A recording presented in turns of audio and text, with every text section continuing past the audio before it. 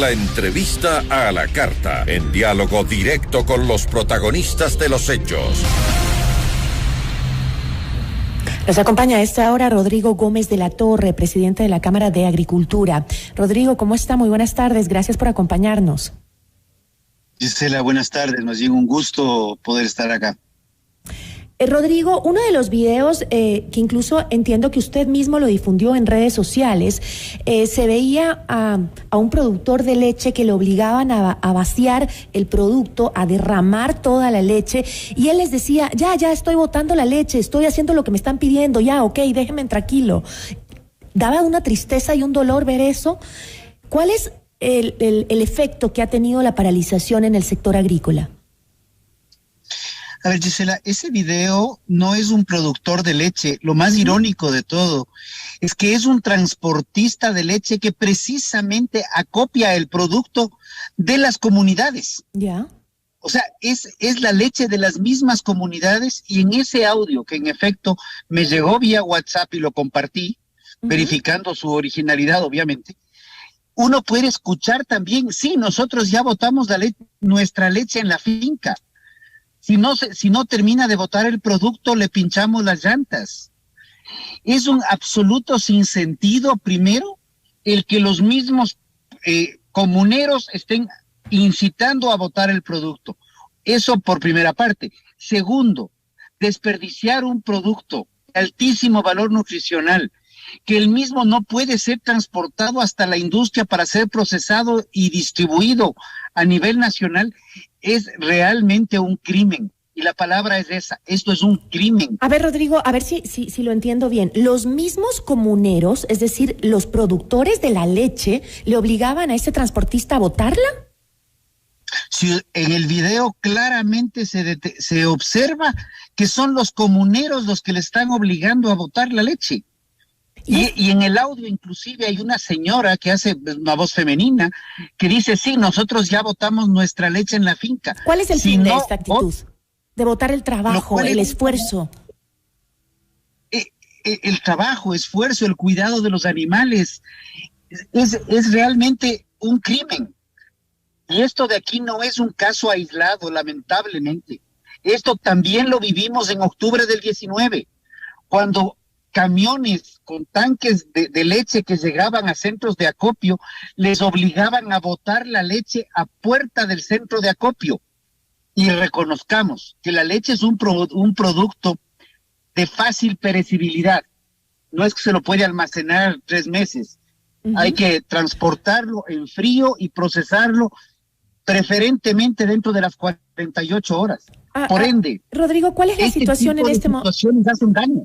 ¿Cuál es la situación en este momento del sector? Porque según entiendo, el Movimiento Nacional Campesino no se plegó a las marcas, había incluso pedido a Leonidas Issa que no se aprovechara de sus luchas. El ministro de Agricultura, Pedro Álava, también dijo que se había reunido con dirigentes campesinos como Richard Intriago, y en una rueda de prensa en conjunto aseguraron que habían llegado a acuerdos con el gobierno y que no iban a unirse a la paralización. ¿No es así? Así es, ese es un movimiento, y trató básicamente el tema de la UNA y el tema del arroz. Pero la situación de la sierra sí es distinta, y más bien hemos visto claramente cómo en la zona de Pujilí, por ejemplo, había ayer en TV Latacunga unas declaraciones de un dirigente que decía, les hemos pedido a los compañeros que no bajen su producto a la plaza. O sea, inclusive están yéndose en contra de ellos mismos. Son los sinsentidos que encontramos en este tipo de paralizaciones, en donde, a diferencia de ser una paralización para reivindicar algún tema de derechos o principios, o necesidades del mismo sector, orientadas políticamente y con afectación directas al mismo sector productivo, no al sector productivo del grande o el mediano, a ellos mismos.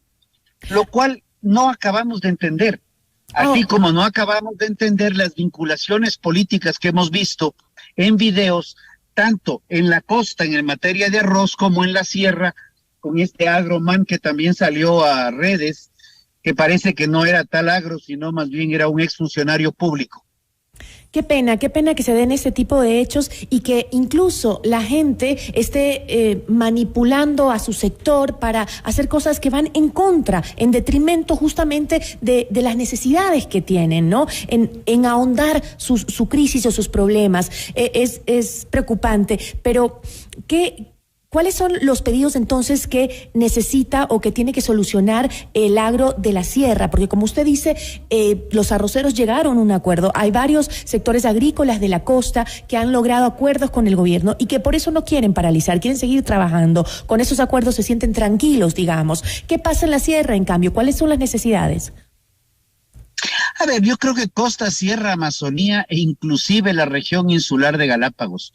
Lo que el sector productivo busca es bajar costos de producción, reducir la cantidad innecesaria de tramitología.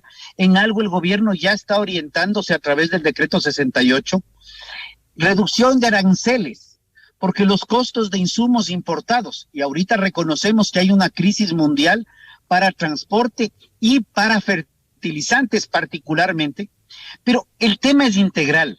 Necesitamos tener más mercados y ser más competitivos, sea esto arroz, sea esto banano, sea esto leche, sea esto pitahaya, cacao o el producto que fuere. Pero entonces, la orientación. Pero entonces no quiere decir que se van a sumar al paro.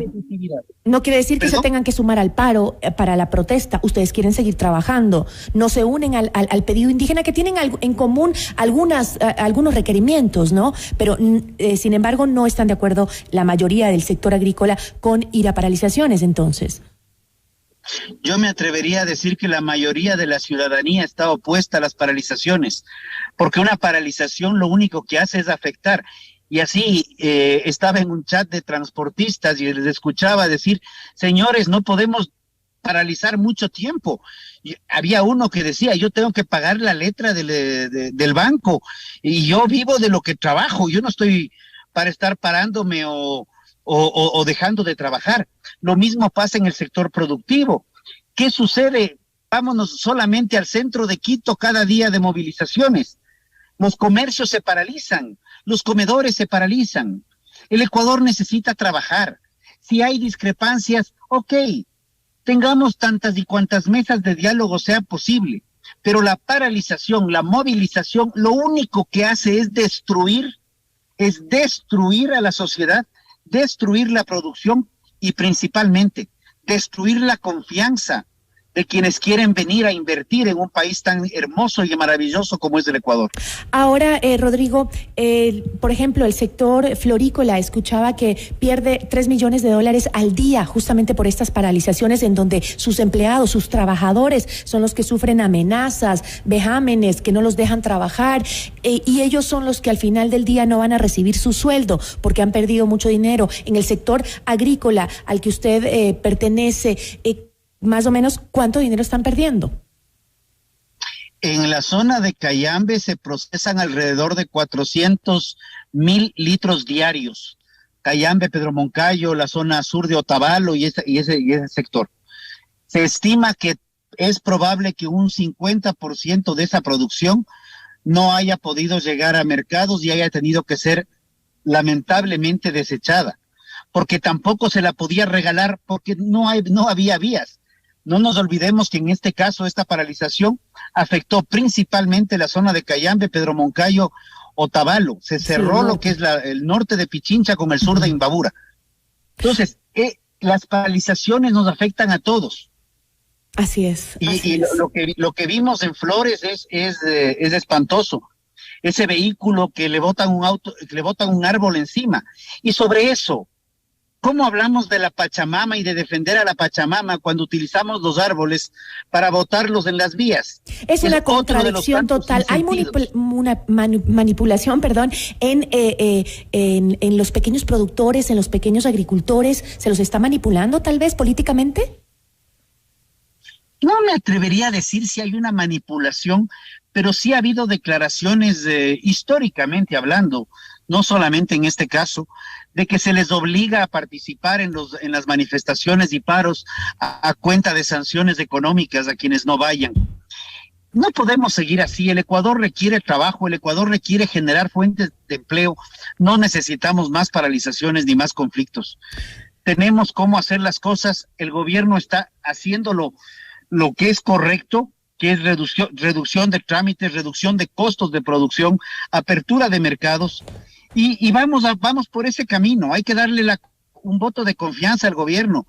Llevas 4 meses y medio y parece que hay sectores que lo que quieren es generar conflicto en lugar de buscar soluciones. Yo con eso me quedo, Rodrigo, muchísimas gracias. A ustedes, Gisela, un gusto saludarles y un excelente feriado ya con posibilidad de movilizarnos. Así es, muchísimas gracias. Agradecemos a Rodrigo Gómez de la Torre, presidente de la Cámara de Agricultura. Esto es Notimundo a la Carta, siempre bien informados.